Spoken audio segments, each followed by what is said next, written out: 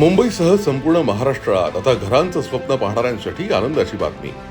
शिवसेना महायुती सरकारनं सर्वसामान्यांच्या हक्काच्या घरासाठी मोठा निर्णय घेतलाय.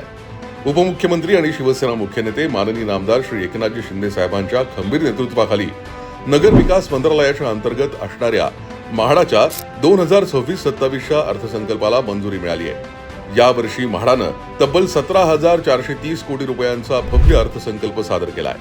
यातील विशेष बाब म्हणजे संपूर्ण महाराष्ट्रात 13,012 नवीन सदनिका बांधण्याचं उद्दिष्ट ठेवण्यात आलंय. यासाठी 10,585 कोटी रुपयांची भरीव तरतूद केवळ बांधकामासाठी करण्यात आली आहे. कुठे किती घरं बांधली जाणार?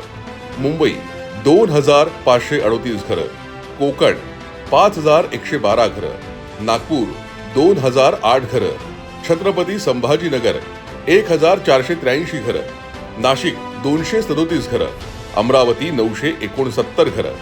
मुंबई, कोकण, नागपूर, छत्रपती संभाजीनगरमध्ये मोठ्या प्रमाणावर परवडणारी घरं निर्माण करण्याचं म्हाडाचं उद्दिष्ट आहे. यासोबतच पुणे, नाशिक आणि अमरावती विभागात सुद्धा घरांचं जाळं विणलं जाणार आहे. केवळ नवीन घरच नाही तर ज्यांनी मुंबईसाठी घाम गाळला त्या गिरणी कामगारांना न्याय देण्यासाठी उपमुख्यमंत्री एकनाथजी शिंदे साहेबांनी महत्त्वाचा निर्णय घेतलाय. गिरणी कामगारांसाठी विशेष 2,521 घरांची लॉटरी काढण्याचा ऐतिहासिक निर्देश त्यांनी म्हाडाला दिलेत. ठाणे, उलवे, बोरिवली, मीरा भाईंदर, पनवेल, कोनगाव अशा महत्त्वाच्या ठिकाणी ही घरं उपलब्ध करून दिली जातील. तसंच शेलू येथील प्रकल्पाचं भूमिपूजन 1 मे रोजी महाराष्ट्र दिनी आणि कामगार दिनाचं औचित्य साधून होणार आहे. तसंच कॉपर्स फंड, झोपडपट्टी पुनर्विकास योजना आणि उपलब्ध जागांचा योग्य वापर करून अधिकाधिक गिरणी कामगारांना घरं मिळावी यासाठी माननीय एकनाथजी शिंदे साहेबांचं नियोजन सुरू आहे.